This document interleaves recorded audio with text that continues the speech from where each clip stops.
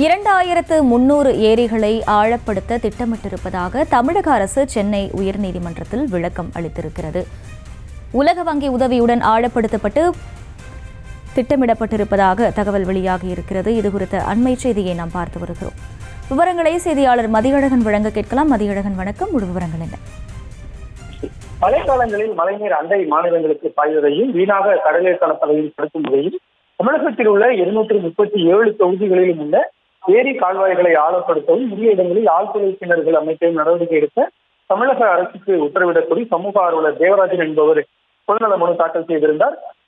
இந்த வழக்கு தலைமை நீதிபதி கங்கா புர்வாலா மற்றும் நீதிபதி பரத சக்கரவர்த்தி அமர்வில் விசாரணைக்கு வந்தது. அப்பொழுது நீர்நிலை ஆக்கிரமிப்புகளை அகற்றி தூய்மைப்படுத்த எடுத்த நடவடிக்கைகள் குறித்து தமிழக அரசு சார்பில் பதில் மனு தாக்கல் செய்யப்பட்டது. அதில் நீர்நிலை ஆக்கிரமிப்புகளை அகற்றி பாதுகாப்பது தொடர்பாக உயர்நீதிமன்ற உத்தரவின்படி மண்டல, மாவட்ட மற்றும் மாநில அளவிலான குழுக்களை அமைத்து 2022 பிப்ரவரி மாதம் அரசாணை பிறப்பிக்கப்பட்டுள்ளதாகவும், கடந்த ஜூன் மாத புள்ளிவிவர கணக்கின்படி 20,150 ஆக்கிரமிப்புகளை அகற்றி 7,569 ஏரிகளை ஆக்கிரமிப்புகள் அற்றவையாக பராமரித்து வருவதாக தெரிவிக்கப்பட்டது.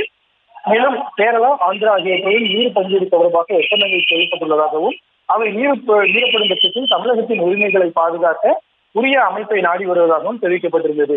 நீர்நிலைகளை பழுது பார்த்து புதுப்பித்து மறுசீரமைப்பு திட்டத்தின் கீழ் தமிழகம் முழுவதும் 2300 ஏரிகளை உலக வங்கி உதவியுடன் ஆழப்படுத்தி பழைய நிலைமைக்கு மீட்டெடுக்க உள்ளதாகவும் அந்த பதில் மனுவில் தெரிவிக்கப்பட்டிருந்தது. அரசு தரப்பு விளக்கத்தை பதிவு செய்து கொண்ட நீதிபதிகள் மனுதாரர் எந்த பகுதியில் தனது கோரிக்கை நிறைவேற்ற கோருகிறார் என குறிப்பிட்டு தெரிவிக்காத நிலையில் பொதுவான உத்தரவாக எதுவும் பிறப்பிக்க முடியாது என தெரிவித்ததுடன், ஒருவேளை குறிப்பிட்டு சொல்லும் பட்சத்தில் அது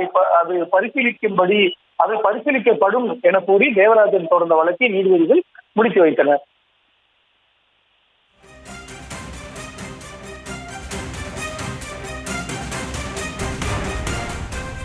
முழு விவரங்களுக்கு நன்றி மதியழகன்.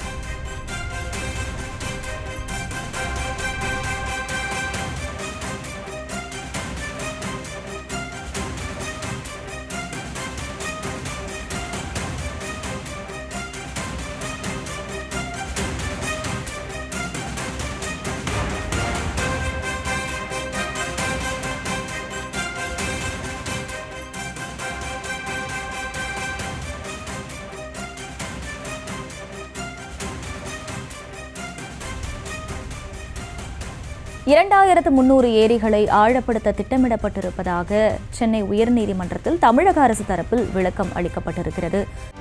செய்திகளை உடனுக்குடனும் துல்லியமாகவும் தெரிந்து கொள்ள சப்ஸ்கிரைப் பண்ணுங்க.